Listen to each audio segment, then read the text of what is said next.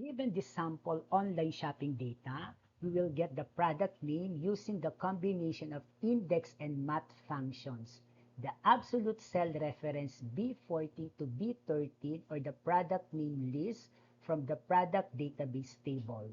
Then add match function via looking on the product ID of the customer data or cell F23 for the first customer record. Then all product ID lists from the product database table found at absolute cell reference A4 to A13. Then 0 as the last match parameter as we are looking for the exact match product ID value. So once we get the product name using index match, so via product ID, we can see the result of the corresponding product name laptop for product ID P101, keyboard for product ID 105, mouse for product ID 106, and coffee maker for product ID P110, and keyboard for product ID 105. Again, for our key takeaways, so an Excel function is a predefined formula that performs calculations or operations on data.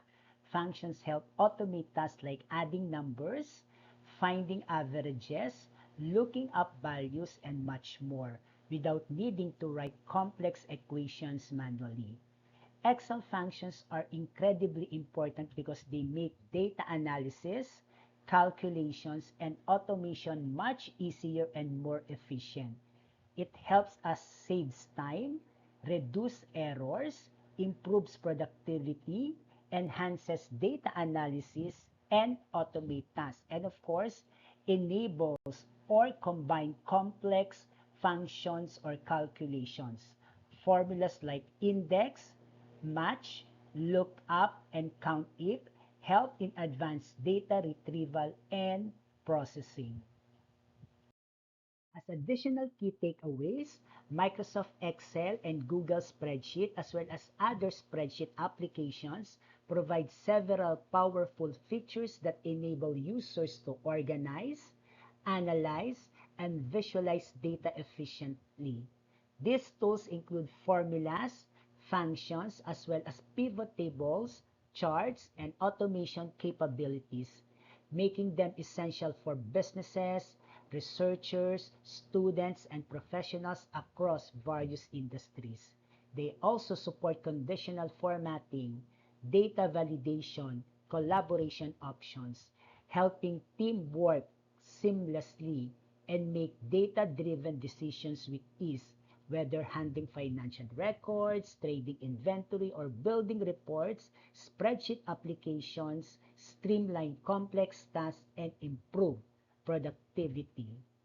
So these are the various processes that can be performed by Excel functions. So data cleaning and transformation, statistical and descriptive analytics, data lookup and extraction, forecasting and predictive analytics, data aggregation, and conditional analysis. So functions make Excel a powerful tool for businesses, students, and professionals alike. Spreadsheet and Excel functions. So how these functions are used in the context of data analytics. Data cleaning, preparing raw data for analysis by removing duplicate records, outliers, or any inconsistencies. Descriptive analytics, summarizing or encapsulating key characteristics of data sets to understand trends and distribution. Data extraction, looking up values efficiently for deeper insights or meaning into customer behavior or financial performance.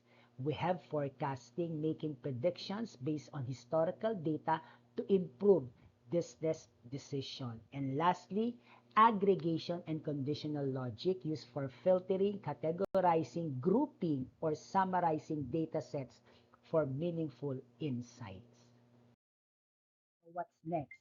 So we'll be discussing more Excel functions, in particular text functions, conditional and aggregate functions, date and time functions. Again, to recap, a function is a predefined formula that performs calculations using specific values or cell references.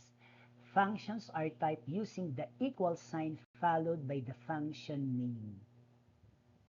So for additional concept and insights regarding the various formulas we've discussed, so you can check these two references or links from support.microsoft.com, formulas and functions, and another one is from excelx.com, list of Excel formulas and functions.